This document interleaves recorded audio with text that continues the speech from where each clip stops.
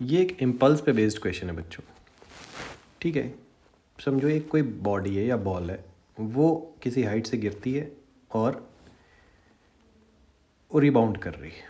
अब आपसे पूछा गया इसने कितना इम्पल्स इसको दिया है, तो इम्पल्स तो वैसे होता है integration force into time, but ये बहुत फ्रैक्शन ऑफ सेकंड के लिए फोर्स चेंज हो रहा है। अचानक से फोर्स की वैल्यू बढ़ रही है फिर कम हो रही है, तो ऑब्वियसली इससे तो कैलकुलेट वो होगा नहीं, तो कैलकुलेट होगा किससे? Impulse equal to change in momentum से, ठीक है। इसको आप बोलते हैं इम्पल्स मोमेंटम थ्योरम, ठीक है। इम्पल्स जो होता है वो चेंज इन मोमेंटम के इक्वल होता है। कहाँ से होता है? 10 सेकेंड का डेरिवेशन होता है। एफ़ की वैल्यू होती है D P by D T, force की डेफिनेशन से। अब डी टी को आप ले जाओ लेफ़्ट साइड में और इंटीग्रेट कर दो, so integration F D T आएगा इंटीग्रेशन डी पी के इक्वल। तो यही तो हुआ इम्पल्स और ये हुआ change in momentum, so impulse is change in momentum. Now अब एक चीज़ समझो, जितना इम्पल्स इस बॉल को ऊपर की तरफ मिलेगा, ठीक है, उतना ही इम्पल्स ये ग्राउंड को मिलेगा। क्यों?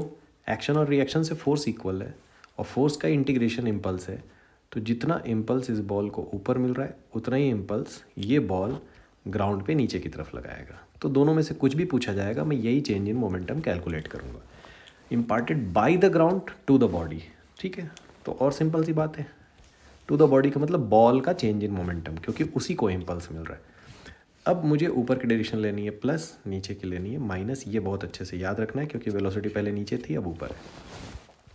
तो फाइनल मोमेंटम आएगा मास इनटू फाइनल वेलोसिटी, और फाइनल वेलोसिटी हो जाएगी √2gh के इक्वल, जितना ये फाइनली ऊपर जा रहा है।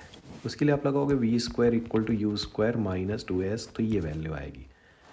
इनिशियली 0 से स्टार्ट हुआ था तो उसके लिए आप उल्टा लगाओगे, v² equal to u² plus 2gh, तो अल्टीमेटली वो भी तो 2gh ही आ रहा है, ठीक है। अभी थोड़ा ध्यान से देखना, ये मैंने मैग्नीट्यूड लिखा है।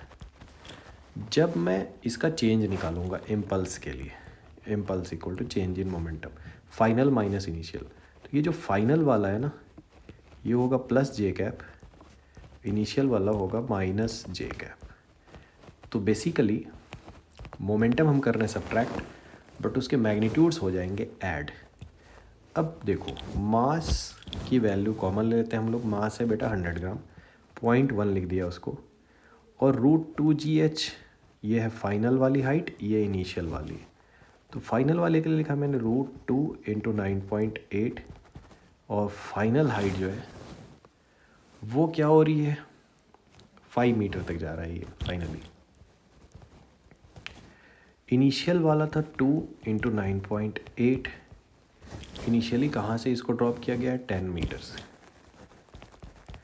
ठीक है। और ये माइनस माइनस बीच में प्लस है बच्चों, जे कैप की डायरेक्शन में इम्पल्स है। अब इसको थोड़ा ध्यान से देखते हैं, ये 0.1 है और ये √98, और फाइनली ये √196। तो ये तो बच्चों हो गया आपका,